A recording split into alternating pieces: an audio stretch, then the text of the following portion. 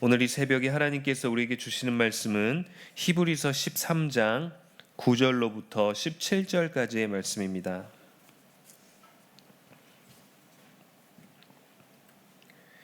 히브리서 13장 9절로부터 17절까지의 말씀 제가 봉독하겠습니다. 여러 가지 다른 교훈에 끌리지 말라. 마음은 은혜로서 굳게함이 아름답고 음식으로서 할 것이 아니니 음식으로 말미암아 행한 자는 유익을 얻지 못하였느니라. 우리에게 제단이 있는데 장막에서 섬기는 자들은 그 제단에서 먹을 권한이 없나니 이는 죄를 위한 짐승의 피는 대제사장이 가지고 성소에 들어가고 그 육체는 영문 밖에서 불사름이라. 그러므로 예수도 자기 피로써 백성을 거룩하게 하려고 성문 밖에서 고난을 받으셨느니라. 그런즉 우리도 그의 치욕을 짊어지고 영문 밖으로 그에게 나아가자. 우리가 여기에는 영구한 도성이 없으므로 장차 올 것을 찾나니 그러므로 우리는 예수로 말미암아 항상 찬송의 제사를 하나님께 드리자. 이는 그 이름을 증언하는 입술의 열매니라. 오직 선을 행함과 서로 나누어 주기를 잊지 말라. 하나님은 이 같은 제사를 기뻐하시느니라. 너희를 인도하는 자들에게 순종하고 복종하라. 그들은 너희 영혼을 위하여 경성하기를 자신들이 청산할 자인 것 같이 하느니라. 그들로 하여금 즐거움으로 이것을 하게 하고 근심으로 하게 하지 말라. 그렇지 않으면 너희에게 유익이 없느니라. 아멘. 이것은 살아계신 우리 하나님의 말씀입니다. 오늘이 이제 명절 당일인데요. 여러분 명절에도 살아계신 하나님의 말씀이 저와 여러분을 더욱 풍성하고 지혜롭게 하시기를, 또 그것을 누릴 수 있고 깨닫는 저와 여러분의 귀한 명절 되시기를 주님의 이름으로 축복합니다. 오늘 히브리서의 말씀은 우리가 드리는 예배에 관해서 또 우리들의 삶이 어떠해야 되는지, 삶의 예배의 방법이 어떠해야 되는지를 알려주고 있습니다. 우리가 지금 드리고 있는 예배는 구약시대 때의 제사와는 많이 다릅니다. 까다롭고 철저한 예식 방법이나 성전에 들어갈 자격이나 상태 등 함부로 들어갈 수조차 없는 거룩하고 어려운 곳이었습니다. 이 모든 것이 그리스도의 십자가 사건으로 많이 바뀌었죠. 우리도 교회에 올 때에는, 예배드리러 올 때에는 많은 신경을 쓰고 옵니다. 물론 하나님 앞에 보이는 것이 가장 중요하지만 하나님 앞에 또 모이는 사람들 사이에서도 흠이 없고 또 온전하고 또 정결하고 조금 더 거룩하고 깨끗한 모습으로 나아가기를 원하기 때문이죠. 그리스도를 통하여 예배가 모든 것들이 바뀌어서 지금은 누구나 성전에 올 수 있고 누구나 언제 어디서나 하나님 아버지의 이름을 부를 수 있고 하나님은 그들에게 응답하십니다. 그리고 누구나 성전에 편안하게 들어갈 수 있게 되었습니다. 그래도 우리는 성전과 성전 아닌 곳을 여전히 구별하려고 하는 습성이 있죠. 구약시대 때 율법에 의해서 만들어진 것, 또 그 까다롭고 어려운 율법을 지키는 것들이 우리들에게는 때로 의롭다라고 생각되기 때문이죠. 우리는 이 예배의 공간을 거룩하게 구별하고 나머지는 속된 세상으로 서로 다른 영역과 공간으로 여기기도 합니다. 구약 때는 더욱더 그랬습니다. 이스라엘 백성에게 성소는 거룩한 곳이었고 성소 밖은 더럽고 부정한 곳이었죠. 사회에서 죄인들을 율법에 따라 벌할 때에도 성 밖으로 끌고 가는 것이 관례였습니다. 레위기에 보면 광야 시대 여호와의 이름을 저주한 여인은 진 밖에서 돌에 맞아 죽었습니다. 민수기 15장에 보면 안식일에 나무하던 자도 진 밖에서 돌에 맞아서 죽었습니다. 사도행전 7장에 보면 종교 지도자들이 미움을 산 스데반 집사도 예루살렘 성전 밖에서 돌에 맞아 죽었습니다. 그리고 레위기 13장에서 보면 몸에 병이 있는 사람은 병이 있는 동안에는 그 존재 자체가 부정하게 여겨지기 때문에 진영 밖에서 혼자 살게 되었습니다. 죄인의 더러운 피로 거룩한 공간을 더럽혀서는 안 된다라고 생각했기 때문에 거룩한 공간에 거룩하지 않은 것들을 구별해서 성 밖으로, 영문 밖으로 내보냈던 것이죠. 우리도 많은 부분을 동의할 것입니다. 거룩하지 않은 사람, 거룩하지 않은 태도, 거룩하지 않은 모습들은 성전에 오는 것에 대해서 우리는 받아들이기 어려운 마음을, 또 어려운 기준을 가지고 살아갈 때가 있지요. 누구는 안 된다, 저거는 아닌 것 같다라고 우리가 때로는 판단할 때도 있습니다. 그러나 기억하십시오. 하나님께서는 예수 그리스도를 통하여 모든 자들이, 오히려 상한 심령을 가진 사람들이, 오히려 자격이 없다라고 부족하다라고 여기는 사람들을 더욱더 귀하게 그의 예배도 기뻐 받으신다라는 것입니다. 우리가 있는 공간이 거룩하고 좋은 곳이고 바깥은 또 악독하고 죄가 가득한 부정한 것으로 여겨왔던 전통이 구약 시대 때부터 여전히 남아 있는데, 오늘 말씀은 성문 밖으로 많은 사람들이 돌에 맞아 죽었고 부정하여져서 밖에서 살게 되었던 그 공간으로 나아가자고 얘기를 하고 있습니다. 성문과 영문이라는 단어가 사용되었는데 같은 의미입니다. 성문은 머물고 있는 그 주변의 바깥이라는 것이고, 영문이라는 단어는 야영지, 진을 친 곳을 의미하죠. 그 영문 밖으로 나아가자라고 하는 것은 영문, 그 안에 거룩한 공간, 하나님을 만날 수 있는 곳, 하나님의 임재가 있는 곳, 구별된 사람들이 살고 있는 그곳에 머물자라는 그 모든 의미에서 그렇지 않은 곳으로 나아가자라는 겁니다. 그곳에 가서 부정한 사람들, 연약한 사람들, 소외되고 버림받은 사람들을 구하자라는 의미가 아니라 그런 사람들이 살고 있는 그곳으로 우리도 나아가자라고 얘기를 하는 것이죠. 영문 밖은 이스라엘 사람이 거주하지 않는 바깥, 그곳을 이야기합니다. 그럼 왜 그 부정한 곳으로 우리에게 나아가자고 하는 걸까요? 오늘 본문은 이렇게 시작합니다. 9절 말씀에 여러 가지 다른 교훈에 끌리지 말라. 믿음을 흔들리게 하고 적당히 타협해도 된다고 하는 세상의 방법이 신앙의 기준에 영향을 많이 주었습니다. 여전히 그래도 구약의 율법을 지키는 행위와 전통으로 유익을 얻을 수 있다고 주장하는 사람들이 그 당시에도 있었고 지금도 그런 사람들이 있죠. 예수님께서는 모든 것을 새롭게 하셨지만 여전히 어떤 선행이나 율법을 철저히 지키는 것이거나 계명을 또 외우는 많은 표면적인 것들로 구원에 이른다라는 생각을 가진 사람들이 있습니다. 이것을 지키는 것을 의라고 생각합니다. 그 의를 통해서 자신의 헌신이나 자신의 순종, 또 자신의 권위, 또 종교적인 열심과 또 모범과 축복의 대상이 모든 것들인 것처럼 여겨왔죠. 그러나 히브리서 저자는 예수 그리스도께서 예루살렘 성 밖에서 고난을 당하시고 우리 모두를 위하여 죽으셨음을 말하며 우리도 그분과 같이 성 밖에서 희생의 삶을 살라고 권면하는 것입니다. 성 밖으로 나가는 것도 말씀을 잘 묵상하고 읽다 보면은 그것도 별로 좋은 것 같지 않고, 또 희생의 삶을 사는 것도 우리는 마땅히 예수 그리스도를 통하여 알지만 실제로 우리가 그러한 삶을 사는 것은 부담스러워합니다. 그러나 이것을 거절할 수 없는 이유는 예수님께서 그렇게 하셨기 때문이죠.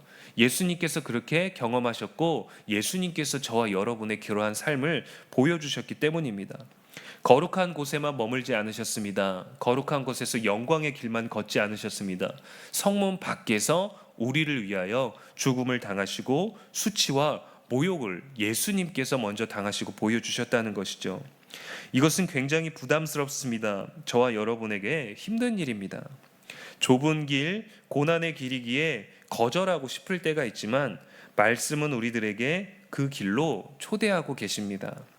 아름답고 영광스러운 하늘 성전으로 가는 길은 지성소와 같이 중요한 사람들이 중요하게 머물 수 있는 중심부가 아니라 그 주변 영문 밖에서 발견된다라고 기록해주고 있습니다. 영문 밖은 보호를 받지 못합니다. 공동체로부터 분리된 곳입니다.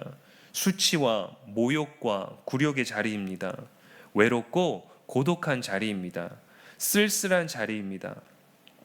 그러한 곳에서 그리스도께서 십자가를 지심으로 단번에 완전히 영원한 제물이 되어주셨고 우리도 한 번에 완전히 영원한 자유와 구원의 자리를 물려받게 된 것이죠.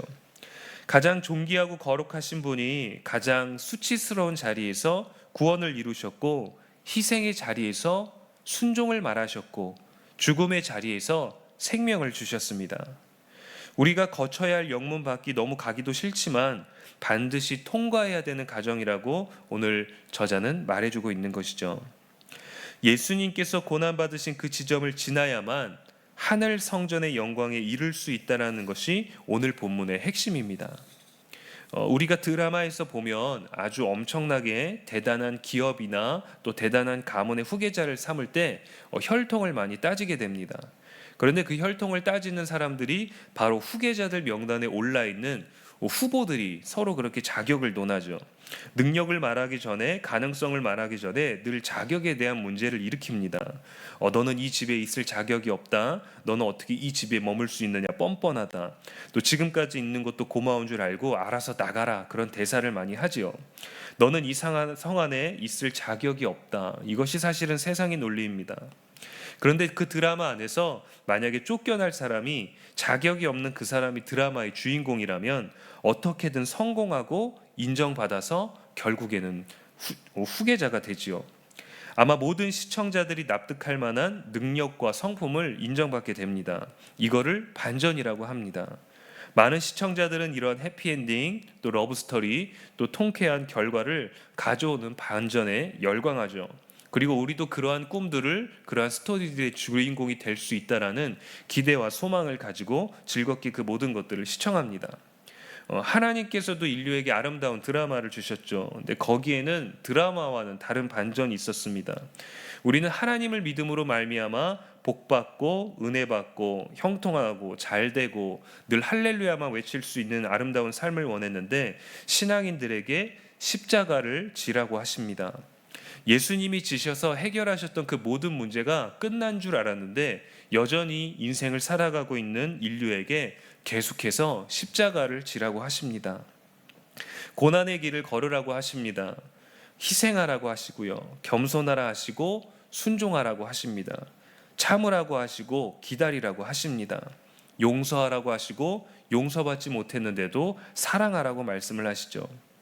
그리고 그리스도와 함께 못 박히라고 하십니다. 주님이 못 박히지 않으셨습니까? 주님께서 못 박히셔서 반전 드라마로 가장 영광스러운 하나님의 아들이 가장 수치스럽게 죽으심으로 말미암아 우리는 더 이상 십자가를 안 져도 되는 거 아니겠습니까? 라고들 많이 생각하지만 드라마처럼 기대했던 반전이 아니라 드라마의 반전을 반전하신 하나님의 이야기가 있었죠.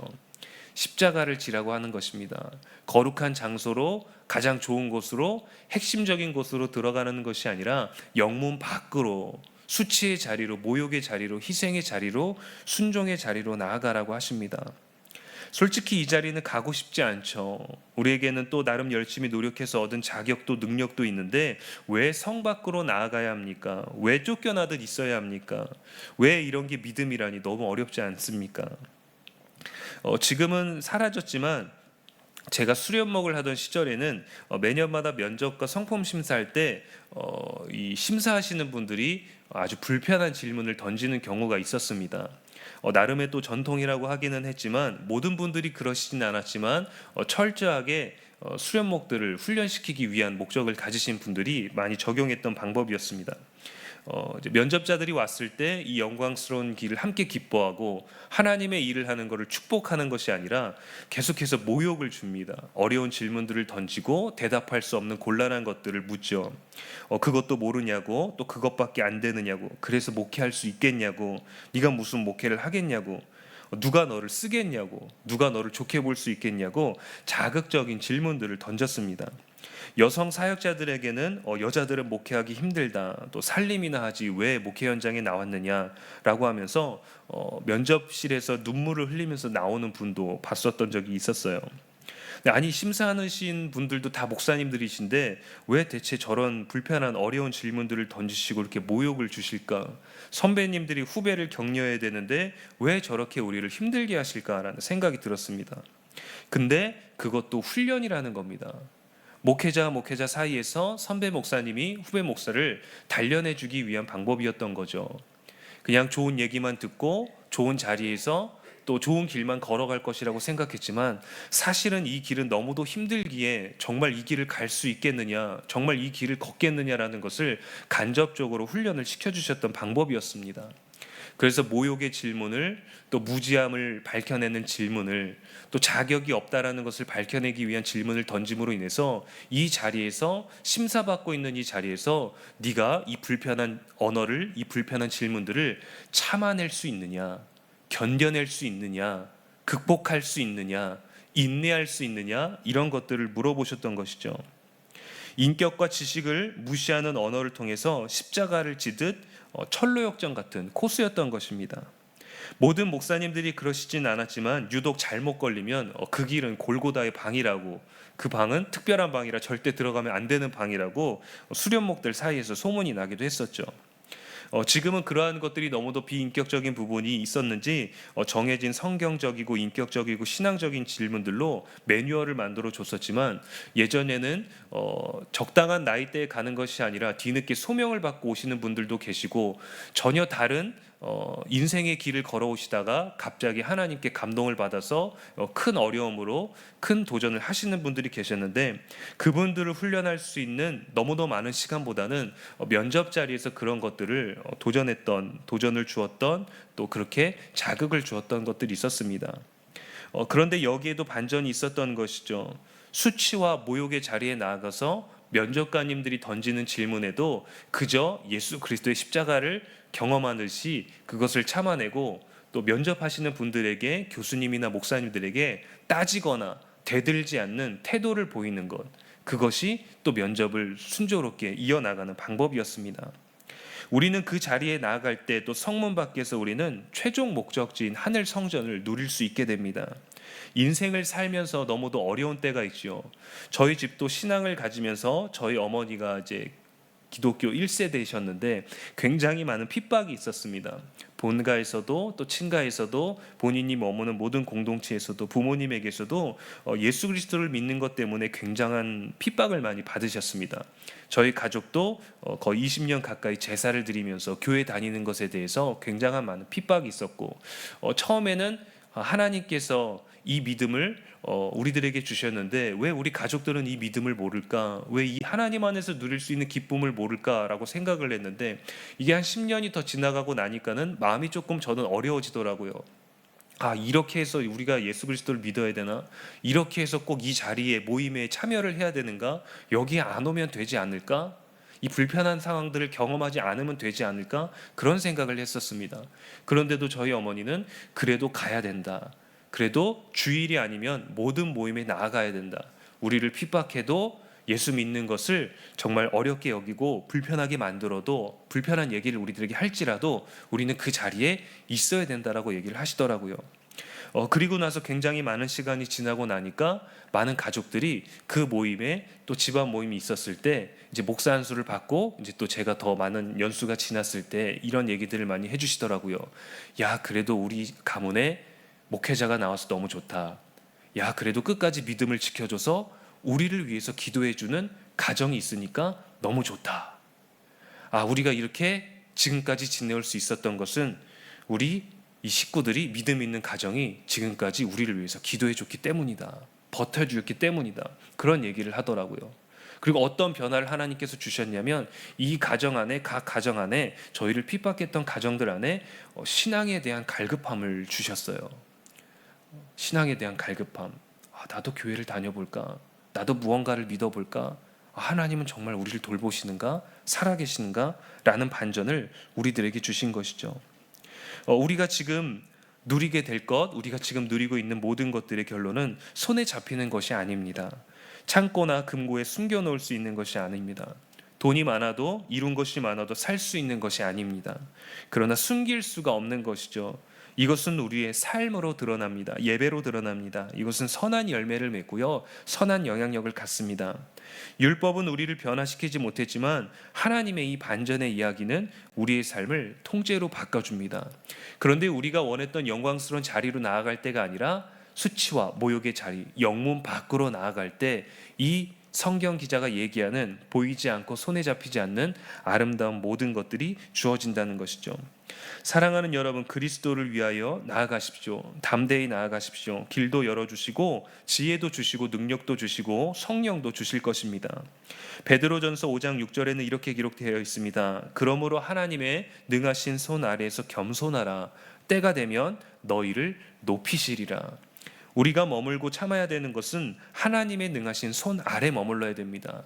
우리가 영광 받기를 원하고 누리기를 원하는 세상의 자리에서 하나님의 어떠한 것들을 기대하는 것보다 하나님이 원하시는 그리스도 안에서, 십자가 안에서 머물러야 하나님이 때가 되면 여러분들을 높이시고 여러분들을 살리시고 여러분들을 정말 영광스럽게 하실 것을 기대하시기를 축복합니다. 화려한 길, 부유한 길, 부러움을 받는 길을 지나서 아무것도 없는 공허함 속에 있게 되지 아니하고 비록 고난의 길, 수치의 길, 모욕의 길, 좁은 길이지만 환난과 핍박을 지나 생명과 영광과 구원이 있는 아름다운 처소에 머물게 되시기를 주님의 이름으로 축원합니다. 기도하겠습니다.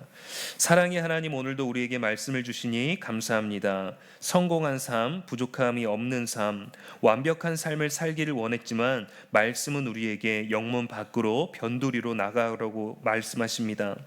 말씀은 우리를 수치와 모욕의 자리, 십자가의 자리로 초대하고 있습니다. 어렵지만, 힘들지만, 괴롭지만 생명을 주는 말씀의 길을 선택하는 오늘 하루가 되게 하여 주시옵소서. 오늘 민족의 명절을 맞이하였습니다. 또 연휴 기간 가운데 머물러 있습니다. 나라의 전통과 또 역사가 있는 날이나 오늘도 주님의 날인 줄로 믿사오니 하나님을 기쁘시게 하며 말씀을 즐거워하고 묵상하는 날이 되게 하여 주시옵소서.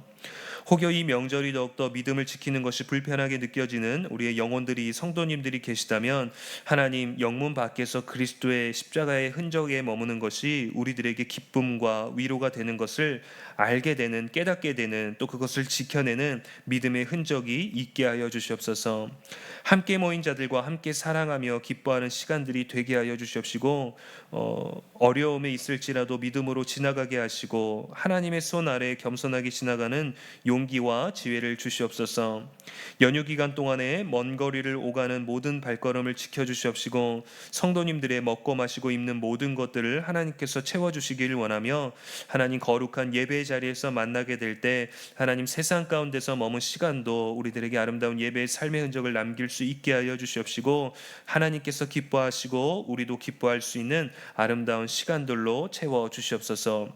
오늘도 우리의 소망이 되시는 예수님의 이름으로 기도합니다. 아멘.